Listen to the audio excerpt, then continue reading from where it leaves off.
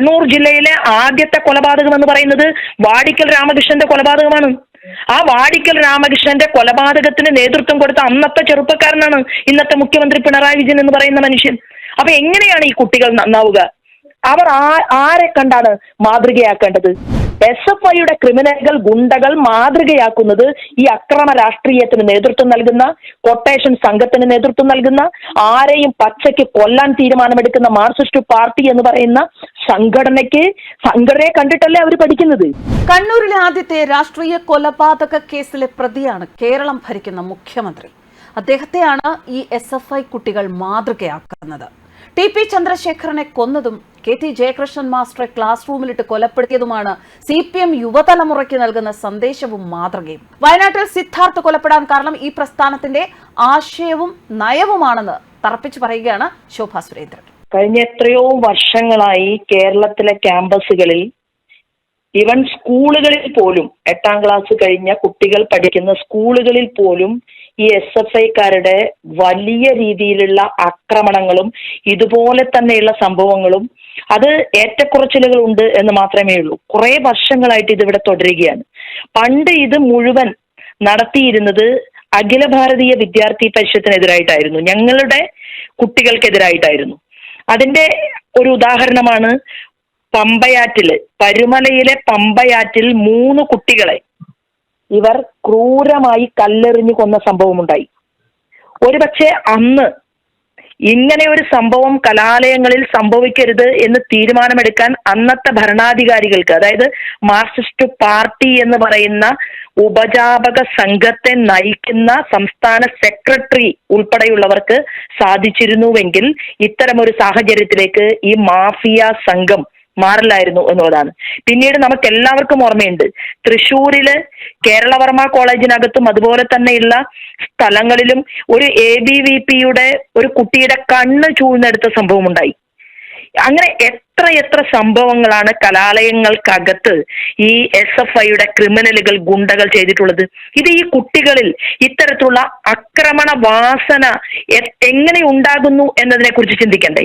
ഇവർക്ക് ആവശ്യമായിട്ടുള്ള താങ്ങും തണലും, ഇവർക്ക് ആവശ്യമായിട്ട് ഇത്തരത്തിലുള്ള വൃത്തികേടുകൾ ചെയ്യാനുള്ള എല്ലാ സഹായവും ചെയ്തു കൊടുക്കുന്നത് അവരുടെ തന്നെ അധ്യാപക സംഘടനയ്ക്കകത്ത് പ്രവർത്തിക്കുന്ന അധ്യാപകൻ മുതൽ അവിടത്തെ ഡീൻ മുതൽ അവിടത്തെ ഈ കലാലയങ്ങളെ നിയന്ത്രിക്കുന്ന വൈസ് ചാൻസലർ ഉൾപ്പെടെയുള്ള ആളുകൾക്ക് ഇതിനകത്ത് കൃത്യമായിട്ടുള്ള അജണ്ടയുണ്ട് എന്നുള്ളതാണ്.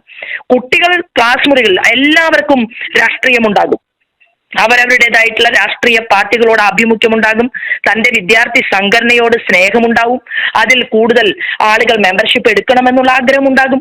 അതിനെ നമ്മൾ ആരും ചോദ്യം ചെയ്യുന്നില്ല. പക്ഷെ ഒരു ക്രൂരമായിട്ടുള്ള സമീപനം വെച്ച് പുലർത്തിക്കൊണ്ട് ആ ഒരു വിപ്ലവ സിദ്ധാന്തം എന്ന് പറയുന്ന കമ്മ്യൂണിസ്റ്റ് പാർട്ടിയുടെ അക്രമ രാഷ്ട്രീയം അത് ഈ കുട്ടികളിലേക്ക്, അവരുടെ സിരകളിലേക്ക് കുത്തിവെക്കുന്ന ഒരു സംഘടനയായിട്ട് ഇവർ മാറുകയാണ്. എങ്ങനെ ഇല്ലാതിരിക്കും? 51 വെട്ടുവെട്ടിയിട്ട് TP ചന്ദ്രശേഖരനെ കൊല ചെയ്യണം എന്ന് ആവശ്യപ്പെട്ട കൊട്ടേഷൻ കൊടുക്കാൻ നേതൃത്വം നൽകിയ ഇവിടത്തെ ഏറ്റവും വലിയ സഖാവ് ഇന്നുമുണ്ടല്ലോ നമ്മുടെ കേരളത്തിൽ. അപ്പോ എല്ലാ മേഖലകളിലും അങ്ങനെ ഒരു മനുഷ്യനെ പച്ചയ്ക്ക് കൊല്ലാൻ KT ജയകൃഷ്ണൻ എന്ന് പറയുന്ന RSSകാരൻ ഭാരതീയ ജനതാ യുവമോർച്ചയിൽ പ്രവർത്തിക്കുന്ന സമയത്ത് ആ KT ജയകൃഷ്ണൻ എന്ന് പറയുന്ന കണക്ക് അധ്യാപകനെ പാനൂരിലെ മൊകേരിയിലെ LP സ്കൂളിനകത്തിട്ടുകൊണ്ട് വെട്ടിക്കീറി ജയകൃഷ്ണൻ മാസ്റ്ററുടെ നാവ് വരെ അരിഞ്ഞെടുക്കണം എന്നാവശ്യപ്പെട്ട ഒരു ഭീകരവാദ സംഘടനയല്ലേ കേരളത്തിലെ മാർക്സിസ്റ്റ് പാർട്ടി എന്ന് പറയുന്ന സംഘടന? ആ സംഘടനയുടെ ചെറുപ്പക്കാർ ഇങ്ങനെ ആയില്ലെങ്കിലല്ലേ അത്ഭുതമുള്ളൂ. അവർക്ക് ഒന്ന്, അവരെ സംബന്ധിച്ച് അവർക്ക് വീടിനോട് ആത്മാർത്ഥതയുണ്ടോ? എന്തിനും ഒരു ഗവർണർ, ഏറ്റവും ഉന്നതമായിട്ടുള്ള പദവിയിലിരിക്കുന്ന ഗവർണറെ വരെ ആക്രമിക്കാൻ വേണ്ടി ചെല്ലുമ്പോ ആ ആക്രമണത്തെ ന്യായീകരിക്കുന്ന ആളല്ലേ കേരളത്തിന്റെ മുഖ്യമന്ത്രി? കാരണം ഈ പാതയിലൂടെയല്ലേ അദ്ദേഹം കടന്നു വന്നിട്ടുള്ളത്. കണ്ണൂർ ജില്ലയിലെ ആദ്യത്തെ കൊലപാതകം എന്ന് പറയുന്നത് വാടിക്കൽ രാമകൃഷ്ണന്റെ കൊലപാതകമാണ്. ആ വാടിക്കൽ രാമകൃഷ്ണന്റെ കൊലപാതകത്തിന് നേതൃത്വം കൊടുത്ത അന്നത്തെ ചെറുപ്പക്കാരനാണ് ഇന്നത്തെ മുഖ്യമന്ത്രി പിണറായി വിജയൻ എന്ന് പറയുന്ന മനുഷ്യൻ. അപ്പൊ എങ്ങനെയാണ് ഈ കുട്ടികൾ നന്നാവുക? അവർ ആരെ കണ്ടാണ് മാതൃകയാക്കേണ്ടത്? SFIയുടെ ക്രിമിനലുകൾ, ഗുണ്ടകൾ മാതൃകയാക്കുന്നത് ഈ അക്രമ രാഷ്ട്രീയത്തിന് നേതൃത്വം നൽകുന്ന, കൊട്ടേഷൻ സംഘത്തിന് നേതൃത്വം നൽകുന്ന, ആരെയും പച്ചയ്ക്ക് കൊല്ലാൻ തീരുമാനമെടുക്കുന്ന മാർക്സിസ്റ്റ് പാർട്ടി എന്ന് പറയുന്ന സംഘടനയെ കണ്ടിട്ടല്ലേ അവർ പഠിക്കുന്നത്. അതുകൊണ്ടല്ലേ ഇങ്ങനെ സംഭവിക്കുന്നത്. അടിയന്തരമായി എല്ലാ കലാലയങ്ങളിലും പോലീസ് അധികാരികൾ അന്വേഷിച്ചെത്തണ്ടായി. എല്ലാ കോളേജുകളിലും പോകണം. തിരുവനന്തപുരം മുതൽ ഇങ്ങേ അറ്റം വരെയുള്ള കേരളത്തിലെ മുഴുവൻ കലാലയങ്ങളിലും പരിശോധന നടത്തണം. ആ പരിശോധന നടത്തിക്കൊണ്ട് ഒരു വിദ്യാർത്ഥിക്ക് ആവശ്യമുള്ള ഫോട്ടോകൾ അത് മാത്രമേ അവിടെ വെക്കേണ്ട കാര്യമുള്ളൂ. ഞാൻ വിശ്വസിക്കുന്ന, അല്ലെങ്കിൽ ജ്ഞാനം, ശീലം, ഏകത എന്ന് പറഞ്ഞുകൊണ്ട് അഖില ഭാരതീയ വിദ്യാർത്ഥി പരിഷത്തിന് വേണ്ടി പ്രവർത്തിക്കുന്ന ABVPയുടെ ചെറുപ്പക്കാർ ഞങ്ങളുടെ കുട്ടികളാണ്. പക്ഷേ അവരുടെ രാഷ്ട്രീയം എന്താകട്ടെ, അല്ലെങ്കിൽ SFIയുടെ രാഷ്ട്രീയം എന്താകട്ടെ, കലാലയത്തിനകത്ത്, ഹോസ്റ്റൽ മുറിക്കകത്ത് പാലിക്കേണ്ട ചിട്ടവട്ടങ്ങളും ക്രമീകരണങ്ങളും അത് പാലിക്കാൻ പറ്റുന്നവൻ മാത്രം ഗവൺമെന്റ് ചെലവിലായി പഠിക്കാൻ പോകുന്നത്. ഞാനും നിങ്ങളും ഉൾപ്പെടെയുള്ളവരുടെ നികുതി പണം എടുത്തുകൊണ്ട് അവർക്ക് പഠിക്കാൻ ആവശ്യമായ സംവിധാനങ്ങൾ ഗവൺമെന്റ് കലാലയങ്ങളിൽ ചെയ്തു കൊടുക്കുമ്പോൾ അതിനനുസൃതമായിട്ട് പഠിക്കാൻ സൗകര്യമില്ലാത്തവൻ അവൻ കോളേജിലേക്ക് പോകണ്ട എന്നുള്ളതാണ്. പോയാൽ നിലനിൽക്കുന്ന നിയമത്തിനനുസരിച്ച്, നീതിക്കനുസരിച്ച് മുന്നോട്ട് പോകാൻ ഇവിടുത്തെ SFI തയ്യാറെടുപ്പ് നടത്തണം.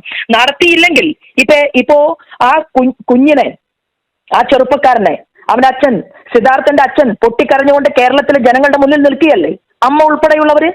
അപ്പോ അതിനെ സംബന്ധിച്ച് ഇതിന് കാരണക്കാരായിട്ടുള്ള ആളുകളുടെ വീടിനകത്ത് അമ്മമാർ കരയുകയല്ലേ. ഇങ്ങനെയുള്ള ക്രിമിനൽ സംഘങ്ങൾ, അല്ലെങ്കിൽ ക്രിമിനലിനെ ഞാൻ പ്രസവിച്ചു വളർത്തിയല്ലോ എന്ന് ചിന്തിച്ച് നെഞ്ചത്ത് കൈവച്ചുകൊണ്ട് അമ്മമാർ കരയുകയല്ലേ. ഈ സംഘടനയാണ് ഈ കേരളത്തിലെ ദാക്ഷിണ്യമില്ലാത്ത, ദയയില്ലാത്ത, കാരുണ്യമില്ലാത്ത ഈ മാർക്സിസ്റ്റ് പാർട്ടി നേതൃത്വം നൽകുന്ന ഈ സംഘടനാ പ്രവർത്തനത്തെയാണ് പൊളിച്ചെഴുത്ത് നടത്തേണ്ടത്. ചെറുപ്പക്കാരെ അവർക്ക് സ്വതന്ത്രമായിട്ടുള്ള സീമകളിലേക്ക് വിഹരിക്കാൻ അനുവദിക്കേണ്ടത് ഈ പാർട്ടിയുടെ നേതൃത്വമാണ്. ഇനിയെങ്കിലും ഈ കൊട്ടേഷൻ സംഘങ്ങളെ നിയന്ത്രിക്കാനുള്ള സംവിധാനം ഭരണകൂടത്തിന്റെ ഭാഗത്ത് നിന്ന് ഉണ്ടാകണം എന്നാണ് ഇതിനെക്കുറിച്ച് പറയാനുള്ളത്.